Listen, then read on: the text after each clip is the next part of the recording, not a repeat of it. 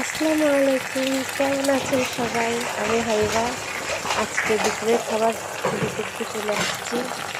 আজকে হচ্ছে ডিম ভাজি।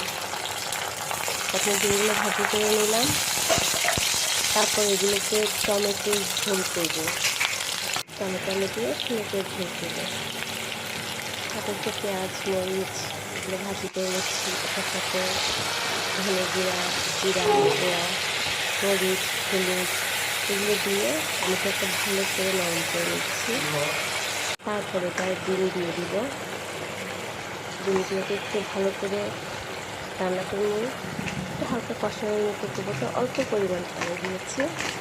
ডিমগুলো যদি রান্না হয়ে যায় তো এটার উপরে কিছুটা ধনেপাতা কুচি করে রেখেছি, শেষ হলে একটু কিছুটা ধনেপাতা কুচি দিব। যদি ধনেপাতা না থাকে সেক্ষেত্রে আমি জিরা বেটে এটার উপরে দিয়ে দিই। যেহেতু আজকে ধনেপাতা দিচ্ছি তাই কোনো জিরা দেওয়া হবে না এটাতে। কার কার কেমন করে ডিম ভাজা খেতে অনেক বেশি পছন্দ জানাবেন। আমাদের সবাই তো এইভাবে ডিম খেতে অনেক বেশি পছন্দ করে। আচ্ছা যাই হোক, আমি যেহেতু নতুন, আমার পেজটাকে সবাই ফলো দিয়ে সাপোর্টেড করে যাবেন, কারণ আপনাদের সাপোর্ট ছাড়া আমি সামনে এটাতে আগাতে পারবো না।